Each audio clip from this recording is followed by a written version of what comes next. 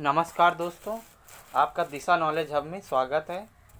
आज हम भारतीय इतिहास के कुछ मोस्ट इम्पॉर्टेंट क्वेश्चन करेंगे जो आपके सभी एग्जामों के लिए क्या है महत्वपूर्ण रहेंगे क्वेश्चन ये। तो आपका जो पहला क्वेश्चन दिया गया है, भारतीय राष्ट्रीय कांग्रेस ने किस अधिवेशन में सामाजिक लोकतांत्रिक प्रस्ताव पारित किया था?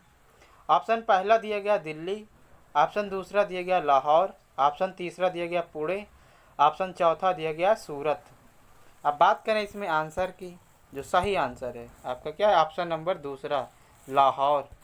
बात कर लेते हैं फैक्ट की। भारतीय राष्ट्रीय कांग्रेस ने 19 दिसंबर 1929 को अपने लाहौर अधिवेशन में ऐतिहासिक पूर्ण स्वराज्य या पूरी स्वतंत्रता प्रस्ताव को पारित किया था। 26 जनवरी 1930 को एक सार्वजनिक घोषणा की गई थी जिसमें कांग्रेस पार्टी ने भारतीयों से स्वतंत्रता दिवस के रूप में मनाने के लिए कहा था। यह वही सत्र था जिसमें जवाहरलाल नेहरू को कांग्रेस के अध्यक्ष के रूप में चुना गया था।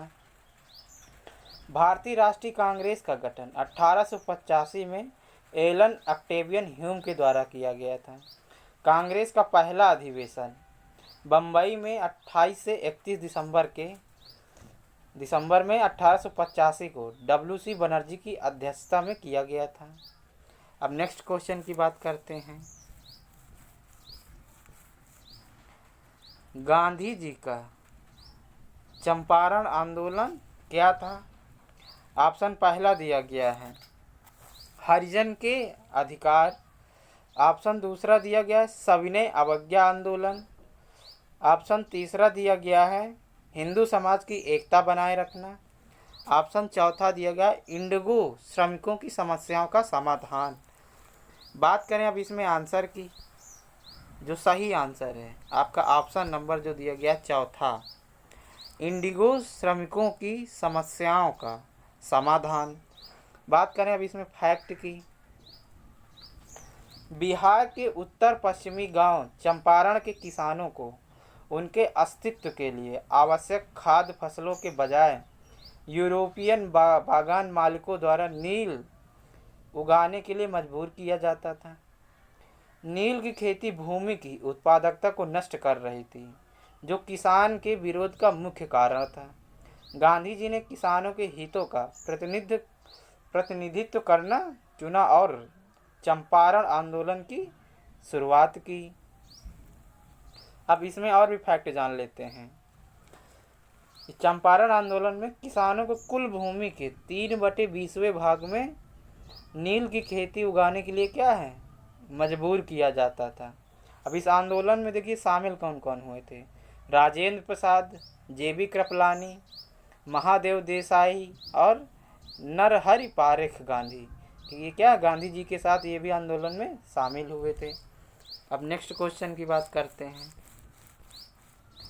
किस राजवंश के शासक ने सबसे पहले अपनी राजधानी दिल्ली में स्थापित की?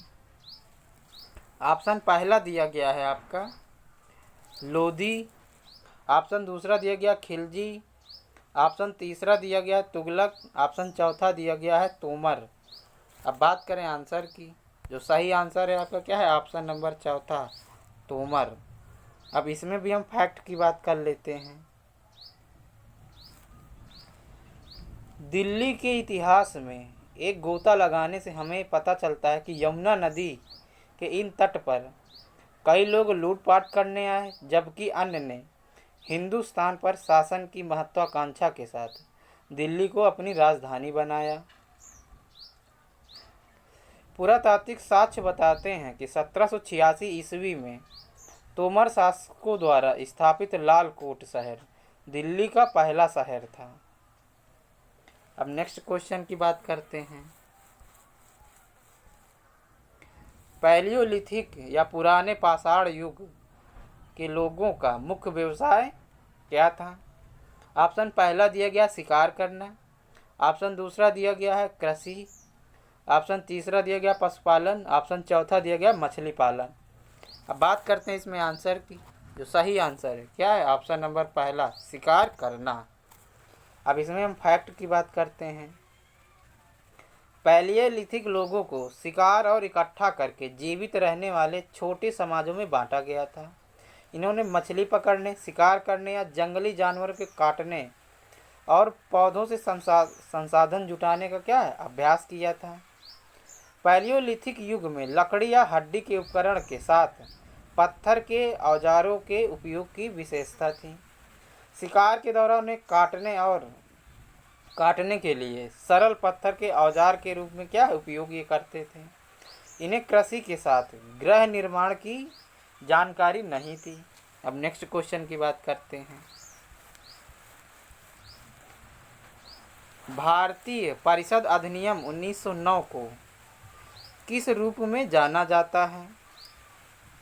ऑप्शन पहला आपका दिया गया है मोंटेगू चेम्सफोर्ड सुधार। ऑप्शन दूसरा दिया गया है मिंटो मार्ले सुधार। ऑप्शन तीसरा दिया गया कैबिनेट मिशन योजना। ऑप्शन चौथा दिया गया क्रिप्स मिशन योजना। बात करते हैं इसमें आंसर की। जो सही आंसर है आपका क्या है ऑप्शन नंबर दूसरा मिंटो मार्ले सुधार। अब इसमें भी फैक्ट की बात कर लेते हैं। भारतीय परिषद अधिनियम को मिंटो मार्ले सुधार के रूप में जाना जाता है।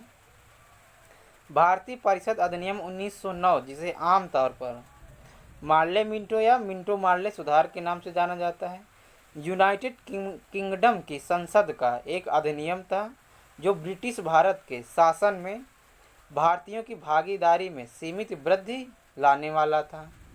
अब नेक्स्ट क्वेश्चन की बात करते हैं। निम्न में से कौन सा सिंधु घाटी सभ्यता का स्थल नहीं था। ऑप्शन पहला दिया गया है आपका लोथल। ऑप्शन दूसरा दिया गया धोलावीरा। ऑप्शन तीसरा दिया गया मगध। ऑप्शन चौथा दिया गया है मोहनजोदड़ो।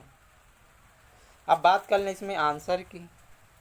जो सही आंसर है आपका क्या है ऑप्शन नंबर तीसरा मगध। अब फैक्ट की बात कर लेते हैं। जो मगध है ये दक्षिणी बिहार में एक प्राचीन भारतीय राज्य था। इसे प्राचीन भारत के 16 महाजनपदों में से एक माना जाता था। मौर्य साम्राज्य और प्राचीन इतिहास के गुप्त साम्राज्य की उत्पत्ति मगध में हुई थी। अब बात कर लें लोथल की। तो लोथल ये 1953 में S.R. राव द्वारा खुदाई की गई थी और यह गुजरात में खंभात की खाड़ी के पास भोगोवा नदी के तट पर स्थित है। अब मोहनजोदड़ो को जान लेते हैं। मोहनजोदड़ो का जो शाब्दिक अर्थ है क्या है मृतकों का टीला है।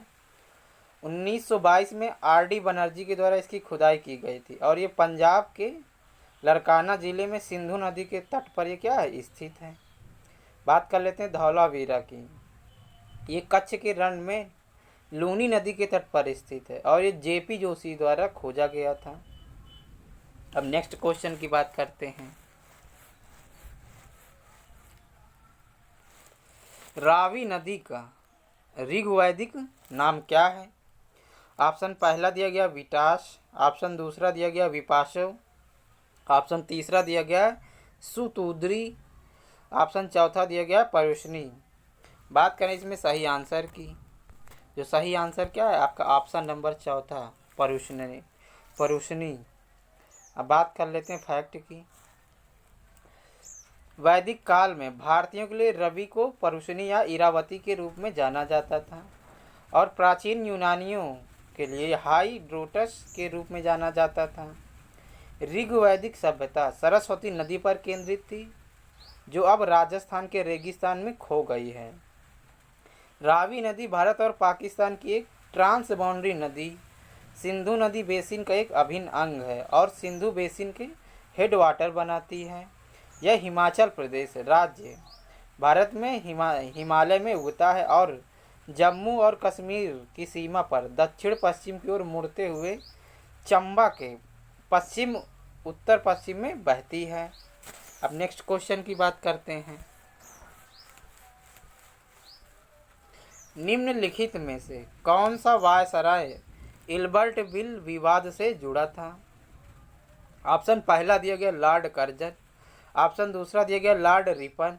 ऑप्शन तीसरा दिया गया लॉर्ड लिटर। ऑप्शन चौथा दिया गया लॉर्ड मेयो। अब बात करें अब इसमें आंसर की। जो सही आंसर है ऑप्शन नंबर दूसरा, लॉर्ड रिपन। बात कर ले फैक्ट की। 1883 में लॉर्ड रिपन के वायसरायशिप के दौरान वायसराय की परिषद के कानून सदस्य सर काउटनी पेरगिन इल्बर्ट ने इल्बर्ट बिल के रूप में जानने वाला एक बिल तैयार किया था। इसमें यह प्रस्तावित किया गया था कि भारत में ब्रिटिश कर्मचारियों से जुड़े मामलों की अध्यक्षता वरिष्ठ भारतीय मजिस्ट्रेट करेंगे।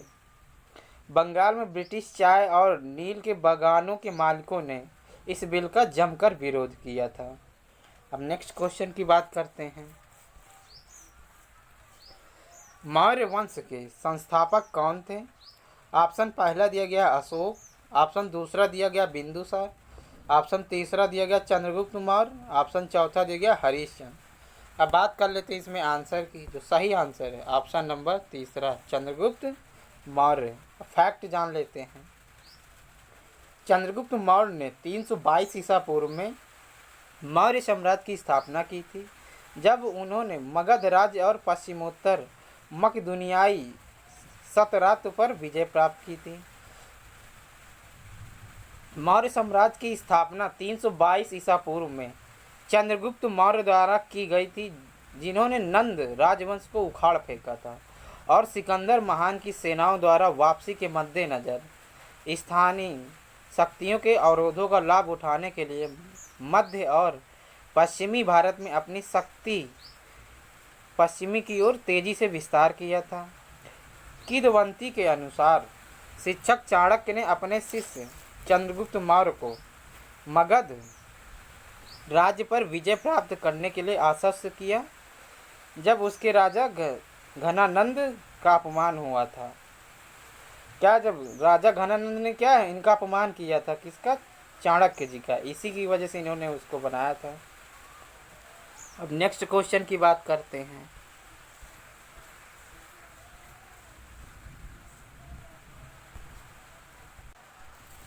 इनमें से कौन मुगलों के अधीन बंगाल में राजस्व प्रशासन और नागरिक न्याय प्रणाली थी? ऑप्शन पहला दिया गया अमीर, ऑप्शन दूसरा दिया गया निजामत, ऑप्शन तीसरा दिया गया दीवानी, ऑप्शन चौथा दिया गया मनसब।